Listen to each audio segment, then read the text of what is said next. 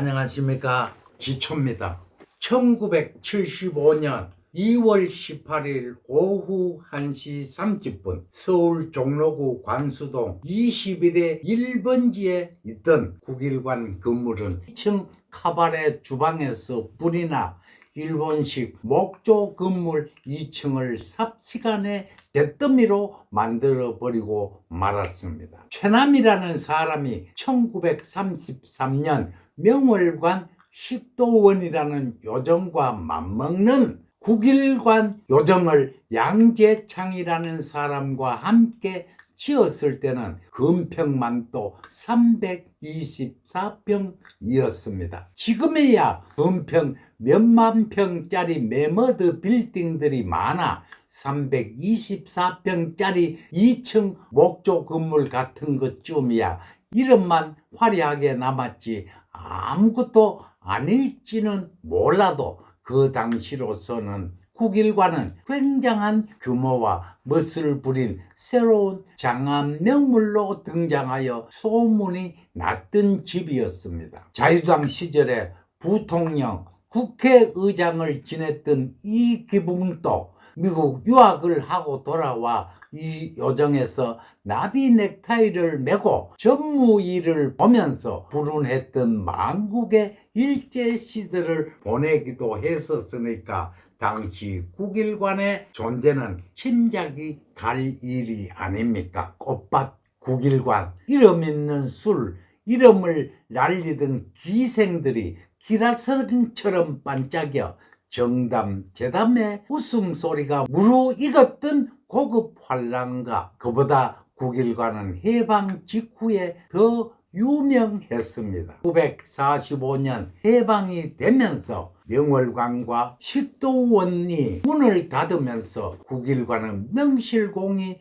우리나라 요정의 왕으로 군림했습니다. 당시 시대적 상황은 들뜬 민주주의 선거 투표를 거치면서 이 땅에 돈과 술이 없이는 상류층 기류가 형성되지 않았던 그런 모의 참모 정치 풍토 속에 국일관은 사시장철 꽃이 피고 웃음이 피는 환락의 집이 되었습니다. 아니 그보다도 장택상, 이기붕, 조병옥, 신익희 등 당대의 정치 거물들이 정치 얘기를 하고 정치 사교를 하던 꽃밭 국일관이었습니다.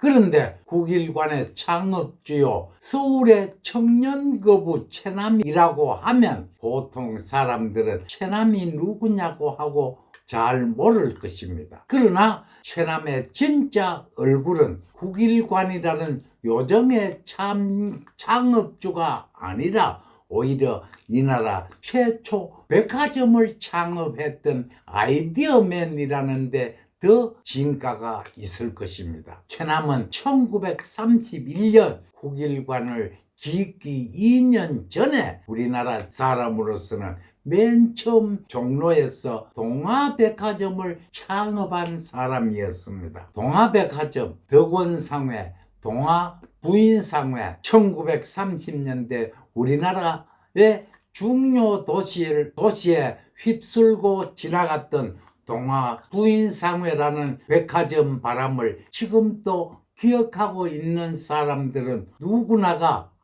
그것이 최남의 백화점이었나 하고 새삼 감회가 깊을 것입니다. 뒷날 최남의 백화점은 박흥식의 확신백화점에 흡수되고 비단장사, 국일관, 요식업 등으로 방향을 바꿨지만 최남의 위치는 우리나라 상업사상 결코 지워버릴 수 없는 한 페이지를 장식하고 있습니다. 최남은 1895년 경기도 양주군 출생으로 나이 2살 때 아버지를 잃고 어머니는 젖먹이 최남을 안고 친정집 서울 장교동에서 친정집 살림을 도우면서 살았다고 합니다. 그래도 형제간의 우애는 어지간했던지 친정집 오빠들의 도움으로 외아들 최남을